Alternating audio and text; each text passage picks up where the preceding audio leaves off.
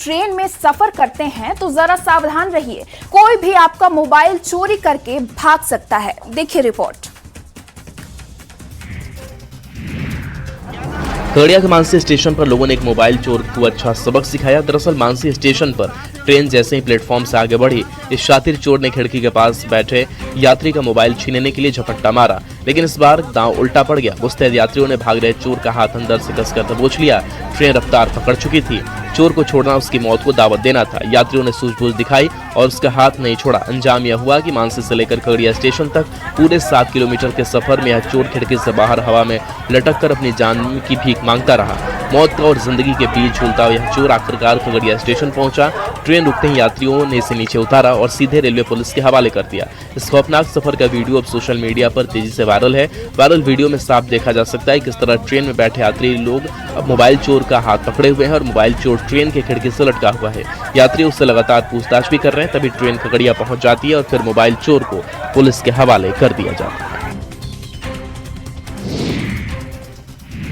Check गणराज्य में आयोजित विश्व पारा आर्चरी प्रतियोगिता में भारत का परचम लहराने वाले विजय सुंडी को एक कोच का जमकर स्वागत हुआ।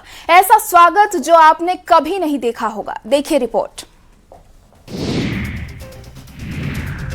चेक गणराज्य में आयोजित विश्व पारा आर्चरी प्रतियोगिता में स्वर्ण पदक जीतकर जिले, राज्य और पूरे देश का नाम रोशन करने वाले तीरंदाज विजय सुंडी और उनके कोच महर्षि महेंद्र सिंह का जोरदार स्वागत किया गया। हाल ही में 27 जून से 5 जुलाई तक अंतर्राष्ट्रीय स्तर पर आयोजित इस वर्ल्ड पैरा आर्चरी चैंपियनशिप में चाईबासा के रहने वाले विजय सुंडी ने अपने सटीक निशानों से गोल्ड मेडल पर कब्जा जमाया। इस ऐतिहासिक जीत के बाद पश्चिमी सिंहभूम जिला ओलंपिक एसोसिएशन ने चाईबासा में एक भव्य सम्मान समारोह का आयोजन किया। इस सम्मान समारोह में मुख्य अतिथि के रूप में चाईबासा नगर परिषद के अध्यक्ष और ओलंपिक एसोसिएशन के सचिव शामिल हुए। उन्होंने स्वर्ण पदक विजेता खिलाड़ी विजय सुंडी के और उनके मार्गदर्शन यानी कि कोच महेंद्र सिंह को शॉल उठाकर विधिवत सम्मानित किया। विजय सुंडी की ये अंतर्राष्ट्रीय सफलता जिले के अन्य दिव्यांग और उभरते हुए युवा खिलाड़ियों के लिए एक बड़ी प्रेरणा है। पक्के इरादों के दम पर दुनिया के नक्शे पर चाईबासा का परचम लहराया है। विजय सुंडी और उनके कोच को बधाई देने के लिए खेल प्रेमियों की भारी भीड़ जुटी रही।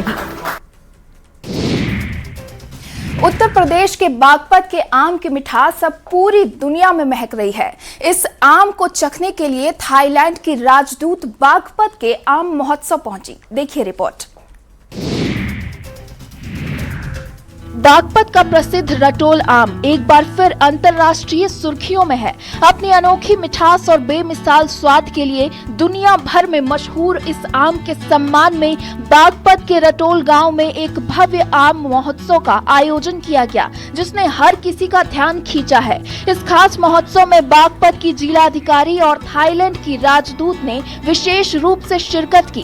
कार्यक्रम के दौरान देश विदेश से आए मेहमानों ने प्रसिद्ध रटोल आम का स्वाद चखा और इसकी खूबियों को सराहा। आयोजन में आम की विभिन्न किस्मों की भव्य प्रदर्शनी भी लगाई गई। रटोल आम को पहले ही GI टैग मिल चुका है, जो इसकी विशिष्ट गुणवत्ता का सबसे बड़ा प्रमाण है।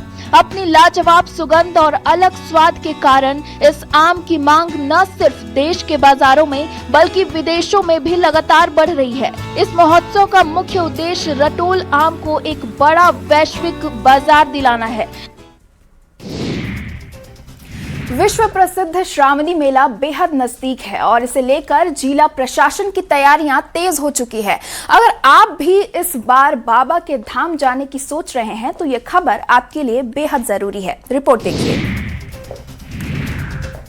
श्रावणी मेला नजदीक है और ऐसे में तैयारियां भी तेज हो गई हैं। इस बार श्रद्धालुओं की सुविधा के लिए परिवहन निगम ने 2 अलग अलग जगहों से बस चलाने का फैसला किया है। पहली सेवा सुल्तानगंज से देवघर के लिए होगी, जबकि दूसरी सेवा भागलपुर से सीधे बासुकीनाथ के लिए शुरू की जा रही है। परिवहन अधिकारी पवन शांडिल्य के मुताबिक इस बार 30 से भी ज्यादा बसों का परिचालन किया जाएगा, लेकिन ध्यान रहे इस बार बाबा धाम का सफर आपकी जेब पर थोड़ा भारी पड़ने वाला है। श्रद्धालुओं को सुल्तानगंज से देवघर जाने के लिए 197 रुपए किराया देना होगा। वहीं भागलपुर से बासुकीनाथ जाने के लिए 151 81 रुपए चुकाने होंगे। पिछले साल के मुकाबले इस बार किराए में करीब 47 रुपए की बढ़ोतरी की गई है। अगर आप भी इस सरकारी बस सेवा का लाभ उठाना चाहते हैं तो आपको भागलपुर के तिलका मांझी बस स्टैंड या फिर सुल्तानगंज ब्लॉक पहुंचना होगा, जहां से बसें सीधे रवाना होंगी। सावन के महीने में सुल्तानगंज का महत्व बेहद खास हो जाता है। इस मेले में देश विदेशों से लाखों श्रद्धालु 105 किलोमीटर की कठिन पैदल यात्रा के लिए पहुंचते हैं। प्रशासन का दावा है कि श्रद्धालुओं को सफर में कोई परेशानी नहीं होने दी जाएगी, लेकिन बढ़े किराए ने कांवड़ियों की थोड़ी चिंता बढ़ा दी है।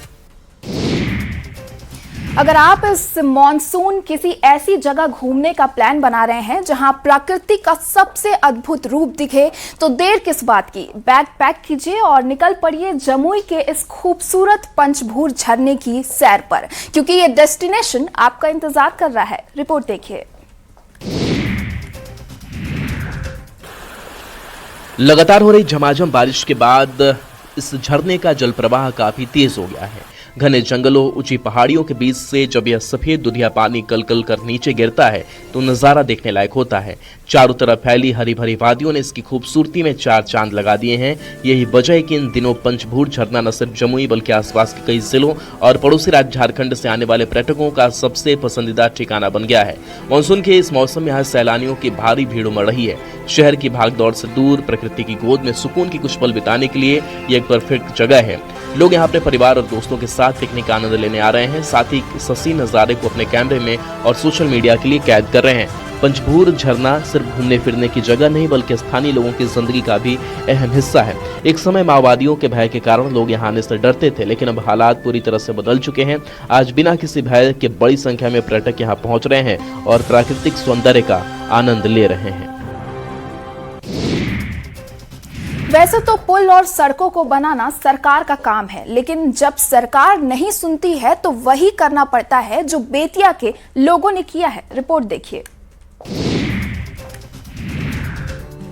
बेतिया के रामनगर प्रखंड के सोनखर पंचायत स्थित शिवपुरवा गांव में जन सहयोग की मिसाल पेश की गई, जो प्रेरणा बन गई। महज 70 से 80 घरों वाले इस गांव के लोगों ने चंदा जुटाकर करीब 60 फीट लंबा लोहे का पुल तैयार कर दिया है। बरसात में उफनती भपहा नदी के कारण स्कूली बच्चों और किसानों को होने वाली परेशानी को देखते हुए ग्रामीणों ने यह पहल की है। हालांकि पुल का ढांचा तैयार हो चुका है, लेकिन इसे पूरी तरह चालू करने के लिए अभी और आर्थिक सहयोग की जरूरत है। रामनगर प्रखंड के शिवपुरवा गांव में +2 विद्यालय स्थित है। बरसात के दिनों में नदी का स्तर बढ़ जाता है, तो ऐसे में स्कूल जाने वाले बच्चे को भारी परेशानी का सामना करना पड़ता है। इसी समस्या के समाधान के लिए गांव के लोगों ने खुद से चंदा इकट्ठा करके पुल निर्माण की ठानी। पुल में अभी तक 2.5 लाख रुपए खर्च हो चुके हैं। ग्रामीणों ने श्रमदान कर 60 फीट लंबा और 4 फीट चौड़े लोहे का पुल तैयार कर दिया है। हालांकि अभी इसे पूरी तरह चालू करने के लिए अतिरिक्त राशि की जरूरत है। स्थानीय ग्रामीणों का कहना है कि इस पुल की मांग को तो 50 सालों से है, लेकिन किसी ने भी ध्यान नहीं दिया। जो कल तक मजाक उड़ाते थे, जलन खाते थे, वही सफलता मिलने पर नाच रहे हैं, आशीर्वाद दे रहे हैं, खुशियां मना रहे हैं। ये दुनिया है जनाब, यहाँ ऐसा ही होता है। रिपोर्ट देखिए। भोजपुर जिले के आरा शहर के बॉस टोल मोहल्ले में इस वक्त दोहरी खुशी का माहौल है। यहाँ के रहने वाले अधिवक्ता संतोष कुमार सिंह और शिक्षिका संजना सिंह की मेधावी बिटिया शिवांगिनी सिंह ने बीपीएससी की परीक्षा पास कर अधिकारी बनने का गौरव हासिल किया है। शिवांगिनी ने अपने दूसरे प्रयास में यह मुकाम हासिल किया और उन्हें ग्रामीण विकास अधिकारी का पद मिला है। बचपन से ही पढ़ने में तेज शिवांगिनी ने बीएचयू से ग्रेजुएशन और इग्नू से पोस्ट ग्रेजुएशन करने के बाद साल 2022 में सिविल सर्विसेज की तैयारी शुरू कर दी थी। जब वो दिल्ली पढ़ने गई तो कुछ लोगों ने ईर्ष्या भी की, लेकिन माता पिता का भरोसा कभी कम नहीं हुआ। इस सफलता की खास बात यह भी रही कि दिसंबर 2025 में शादी होने के ठीक बाद उनका इंटरव्यू था। परीक्षा के बारे में सिर्फ उनकी मां और ससुराल में उनके पति को ही पता था। जब पुणे में रहते हुए उन्हें फाइनल रिजल्ट की खबर मिली तो मायके से लेकर ससुराल तक पूरा परिवार खुशी से झूम उठा। शिवांगिनी ने रोजाना 6 से 8 घंटे तक की निरंतर पढ़ाई, यूट्यूब की मदद और मॉक टेस्ट को अपनी सफलता का आधार बताया। उन्होंने अपनी सफलता का पूरा श्रेय माता पिता को दिया है। अवैध अतिक्रमण करेंगे तो प्रशासन नहीं छोड़ेगा, क्योंकि प्रशासन ने भी ठान लिया है कि जो भी सरकारी जमीन पर कब्जा करेगा उसे छोड़ेंगे नहीं। रिपोर्ट देखिए।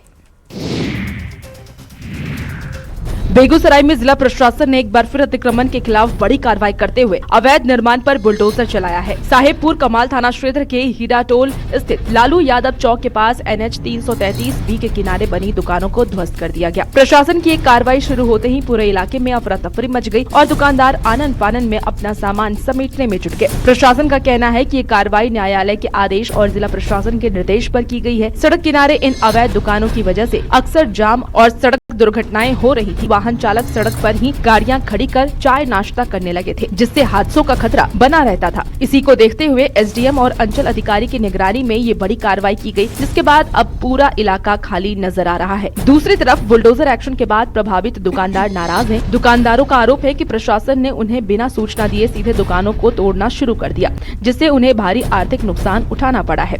प्रशासन का साफ दावा है कि ये पूरी कार्रवाई सड़क सुरक्षा और यातायात व्यवस्था को बेहतर बनाने के लिए जरूरी थी। जो लोग जंगलों के पास रहते हैं उनका जीवन भी बहुत मुश्किल होता है। आए दिन जंगली हाथी उनका नुकसान करते रहते हैं और सुनने वाला भी कोई नहीं होता। देखिए रिपोर्ट। गढ़वा के रंका प्रखंड के सिंजो गांव में एक बार फिर जंगली हाथी का तांडव देखने को मिला। सुबह सुबह एक जंगली हाथी ने घर के बाहर निकले एक ग्रामीण को सूंड से उठाकर पटक कर बेरहमी से मार डाला। मृतक की पहचान 50 वर्षीय इंद्रदेव यादव के रूप में हुई है। अपने घर से बाहर निकले थे, तभी घात लगाए बैठे हाथी ने उन पर अचानक से हमला कर दिया। इस खौफनाक मंजर को देखकर परिजनों और ग्रामीणों में अफरा तफरी मच गई। लोगों ने शोर मचाकर किसी तरह हाथी को खदेड़ा, लेकिन तब तक इंद्रदेव की जान जा चुकी थी। घटना के बाद पूरे इलाके में दहशत और वन विभाग के खिलाफ भारी आक्रोश है। पिछले कई महीनों से इलाके में हाथियों का आतंक बना हुआ है। हाथियों का झुंड फसलों और मकानों को लगातार तबाह कर रहा है। कई लोग अपनी जान भी गंवा चुके हैं। हादसे की सूचना मिलते ही स्थानीय मुखिया, पुलिस और वनपाल मौके पर पहुंचे और शव को पोस्टमार्टम के लिए भेजा। फिलहाल वन विभाग ने पीड़ित परिवार को तत्काल राहत के रूप में 1 लाख रुपए की अग्रिम सहायता राशि सौंप दी है। राज्य सरकार के नए नियमों के तहत बाकी के 9 लाख रुपए के मुआवजे की प्रक्रिया भी शुरू कर दी गई है।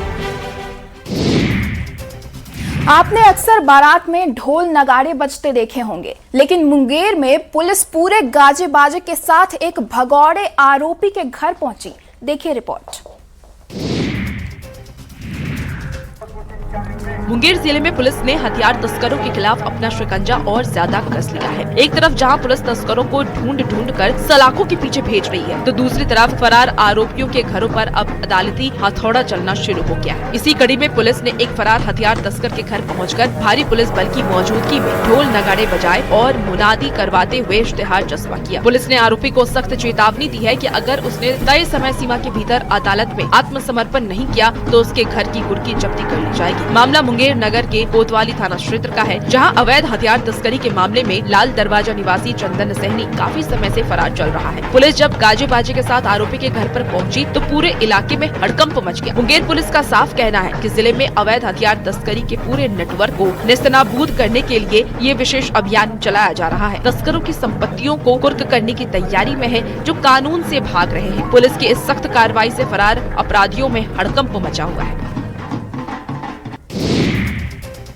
नक्सल मुक्त भारत का विजन लेकर देश के गृह मंत्री चल रहे हैं। उन्होंने कसम खाई है कि देश को नक्सल मुक्त करके ही रहेंगे। ऐसे में नक्सलियों ने जो कृत्य किया है वो उन्हीं पर भारी पड़ेगा। रिपोर्ट देखिए।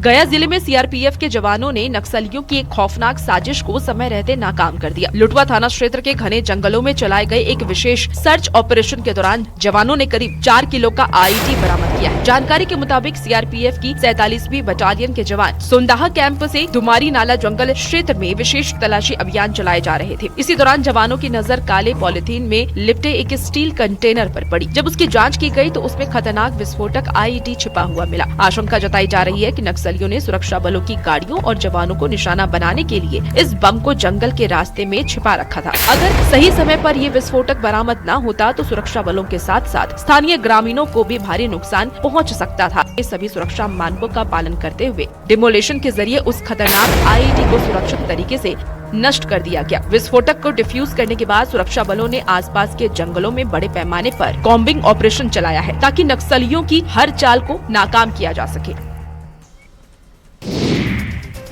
आम्रपाली आम की धूम अब देश में ही नहीं बल्कि विदेशों में भी है। यूरोप से लेकर दुबई तक आम्रपाली आम अपनी मिठास खोल रहा है। देखिए रिपोर्ट। राज्य का आम अब 7 समंदर पार विदेशों तक अपनी मिठास बिखेर रहा है। देवघर और गुमला जिले में उगाया गया आम्रपाली आम अब दुबई के लुलु मॉल के काउंटरों तक पहुंच चुका है। सरकार इसे एक बड़ी उपलब्धि मान रही है। ग्रामीण विकास मंत्री ने इस वैश्विक सफलता का पूरा श्रेय JSLPS की दीदियों को दिया है। उनकी कड़ी मेहनत की बदौलत ही बिरसा हरित ग्राम योजना के तहत तैयार बागवानी से निकले 2 टन आम्रपाली आम की पहली खेप विदेश भेजी गई है। ग्रामीण विकास मंत्री का ये कहना है कि सरकार अब सिर्फ कच्चे आमों तक ही सीमित नहीं रहने वाली। मुख्यमंत्री के विजन के तहत अब आम से तैयार होने वाले अन्य प्रोडक्ट्स जैसे कि मैंगो पल्प, अचार और जूस जैसे प्रसंस्कृत पदार्थों को भी वैश्विक बाजार में उतारने और उन्हें एक नई पहचान दिलाने की पूरी तैयारी चल रही है। इस साल एक सफल शुरुआत करने के बाद सरकार अगले साल से आम की प्रोसेसिंग में बड़े पैमाने पर काम करने की योजना बना रही है। इससे न सिर्फ राज्य में रोजगार के नए अवसर पैदा होंगे बल्कि ग्रामीण इलाके में किसानों और महिला समूहों की आमदनी में भी भारी इजाफा होगा। अगर आप भी देश के विकास में योगदान देना चाहते हैं तो इस संदेश को खुद भी अपनाएं और दूसरों को भी जागरूक करें। सिमडेगा में तो इसके लिए जागरूकता अभियान चल रहा है। रिपोर्ट देखिए। विश्व जनसंख्या दिवस के मौके पर बढ़ती आबादी पर लगाम लगाने और धरती का संतुलन बनाए रखने के संकल्प के साथ सिमडेगा सदर अस्पताल परिसर से एक भव्य जागरूकता रैली निकाली गई। इस जागरूकता रैली को सिविल सर्जन डॉक्टर सुंदर मोहन सामद ने हरी झंडी दिखाकर रवाना किया। रैली ने पूरे शहर का भ्रमण किया और नारों और पोस्टरों के जरिए आम लोगों को जनसंख्या नियंत्रण के प्रति जागरूक रहने का संदेश दिया। सिविल सर्जन ने ये बताया कि जिले में आज से लेकर के अगले 1 महीने तक जनसंख्या नियंत्रण को लेकर कई तरह के विशेष कार्यक्रम चलाए जाएंगे। सिविल सर्जन ने जानकारी दी कि विश्व जनसंख्या दिवस मनाने का सिलसिला साल 1989 से शुरू हुआ था। तब से आज तक दुनिया की आबादी बहुत तेजी से बढ़ी है, लेकिन अब वो समय आ चुका है जब देश और दुनिया की भलाई के लिए हमें काम करना होगा ताकि आने वाले समय में भारत की जनसंख्या को संतुलित रखा जा सके। इस मौके पर स्वास्थ्य कर्मियों ने भी लोगों को छोटे परिवार के फायदों के बारे में समझाया। तेजी से बढ़ती आबादी आज के समय में एक बड़ी चुनौती है और सिमडेगा प्रशासन की ये पहल इस दिशा में एक बड़ा और सराहनीय कदम है। इंसान जब अपना आशियाना बनाता है तो सुख सुविधा और सुरक्षा देखकर बनाता है, लेकिन जब बारिश होती है तो सभी हाईटेक बिल्डिंग की पोल खुल जाती है। रिपोर्ट देखिए। नोएडा से एक ऐसा वीडियो सामने आया जिसने हाईटेक इंफ्रास्ट्रक्चर और मेंटेनेंस के दावों पर सवाल खड़े कर दिए। सेक्टर 121 स्थित क्लियो काउंटी सोसाइटी का पार्किंग बेसमेंट बारिश के बाद पानी से लबालब भर गया। हालात ऐसे बने कि नाराज रेजिडेंट्स ने व्यंग्यात्मक वीडियो बनाकर सोशल मीडिया पर वायरल कर दिया। कुछ देर की बारिश के बाद नोएडा की हाईटेक क्लियो काउंटी सोसाइटी का बेसमेंट कई फीट पानी में डूब गया। पार्किंग में खड़ी गाड़ियां पानी से घिर गईं और लोगों के लिए अपनी कार तक पहुंचना भी मुश्किल हो गया। बेसमेंट में भरे पानी की तस्वीरें और वीडियो सोशल मीडिया पर तेजी से वायरल हो रहे हैं। वीडियो में साफ दिखाई देता है कि पूरा पार्किंग क्षेत्र किसी स्विमिंग पूल जैसा नजर आ रहा है। नाराज रेजिडेंट्स ने इस स्थिति पर तंज कसते हुए वीडियो में कहा कि सोसाइटी के बेसमेंट में सिर्फ अच्छे तैराक ही आए, तैरकर अपनी कार तक पहुंचे। डूबने की कोई गारंटी नहीं है। जल भराव के बाद निवासियों ने बिल्डर पर गंभीर लापरवाही का आरोप लगाया और जल्द से जल्द स्थायी समाधान की मांग की। फिलहाल बेसमेंट से पानी निकालने और स्थिति सामान्य करने के प्रयास किए जा रहे हैं। सोशल मीडिया पर एक वीडियो जमकर वायरल हो रहा है जिसमें एक कुत्ता शाही सवारी करता दिख रहा है। लोग इस वीडियो को खूब शेयर कर रहे हैं। रिपोर्ट देखिए। सोशल मीडिया की दुनिया में आए दिन कई ऐसे वीडियो सामने आते हैं जो लोगों के चेहरे पर मुस्कान ला देते हैं।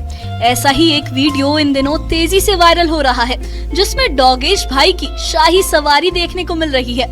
वीडियो में एक डॉग बड़े ही आराम और पूरे आत्मविश्वास के साथ घोड़े की पीठ पर बैठा नजर आ रहा है। डॉग का अंदाज देखकर ऐसा लग रहा है जैसे वो किसी खास सफर पर निकला हो और घोड़े की सवारी का पूरा आनंद ले रहा हो। घोड़ा भी बिना किसी परेशानी के धीरे धीरे आगे बढ़ता दिखाई दे रहा है। इस अनोखे नजारे ने सोशल मीडिया यूजर्स का ध्यान अपनी ओर खींच लिया है। वीडियो वायरल होने के बाद लोगों ने भी जमकर प्रतिक्रियाएं दी। कई यूजर्स ने डॉग के इस अंदाज को रॉयल एंट्री बताया तो कुछ ने इसे बेहद प्यारा और मजेदार पल कहा। वहीं कुछ लोग घोड़े और डॉग के बीच दिख रही बॉन्डिंग की तारीफ भी कर रहे हैं। फिलहाल ये वीडियो सोशल मीडिया पर लोगों को खूब पसंद आ रहा है और तेजी से शेयर भी किया जा रहा है। कहते हैं कि हाथी को शीशे के सामने खड़ा कर दो तो वो पागल हो जाता है, लेकिन अगर बिल्ली को शीशे के सामने खड़ी हो जाए तो क्या होगा? जानने के लिए देखिए ये रिपोर्ट। सोशल मीडिया पर इन दिनों एक मासूम बिल्ली का वीडियो लोगों का ध्यान अपनी ओर खींच रहा है। वीडियो में एक बिल्ली शीशे के सामने पहुंचती है और वहां दिखाई दे रही अपनी ही परछाई को देखकर सोच में पड़ जाती है। उसे लगता है कि शीशे की दूसरी तरफ कोई दूसरी बिल्ली मौजूद है। बिल्ली काफी देर तक उस परछाई को ध्यान से देखती है और उसे समझने की कोशिश करती है। वो धीरे से झुककर देखने लगती है कि आखिर सामने वाली बिल्ली कौन है, लेकिन जब वो दोबारा ऊपर उठकर देखती है तो उसे फिर वही चेहरा दिखाई देता है। अपनी परछाई को देखकर बिल्ली और भी ज्यादा हैरान हो जाती है। कुछ पल तक सोचने के बाद आखिरकार वो डर कर वहाँ से हट जाती है। बिल्ली की ये मासूम हरकत कैमरे में कैद हो गई और अब सोशल मीडिया पर तेजी से वायरल हो रही है। वीडियो देखकर लोग अलग अलग प्रतिक्रियाएं दे रहे हैं। कोई बिल्ली की मासूमियत पर प्यार लुटा रहा है तो कोई उसकी कंफ्यूजन को देखकर मजेदार कमेंट कर रहा है। एक वीडियो सोशल मीडिया पर तेजी से वायरल हो रहा है। इस वीडियो में एक हाथी बाघ का हमसफर बना है। रिपोर्ट देखिए। सोशल मीडिया पर यह वीडियो वायरल हुआ है जिसमें जंगल का शिकारी बाघ बाढ़ में फंसा हुआ है। उफनती बाढ़, चारों तरफ सिर्फ पानी और तेज बहाव में जिंदगी बचाने की जद्दोजहद करता ये बाघ। तभी एक हाथी हमदर्दी दिखाते हुए उसे बचाने का बीड़ा उठाता है। हाथी लहरों के बीच उतरता है। हाथी को देखकर बाघ की भी हिम्मत बढ़ती है, क्योंकि इस मुश्किल घड़ी में उसका वही एकमात्र सहारा है। हाथी धीरे धीरे बाघ के करीब पहुंचता है और अपनी सूंड से बाघ को अपनी तरफ खींचने की कोशिश करने लगता है। बाघ भी उसकी पीठ पर सवार होने के लिए उछलता है। हाथी के संभालने की वजह से बाघ उसकी पीठ पर सवार होने में कामयाब हो जाता है, जिसके बाद बाघ भी निश्चिंत होकर उसकी सवारी करने लगा। ये दृश्य सिर्फ एक जानवर की बहादुरी नहीं बल्कि संवेदना को दिखाता है। जहां दोनों की कोई भाषा नहीं है, फिर भी एक जीव दूसरे जीव की जान बचाने के लिए अपनी पूरी ताकत लगा देता है।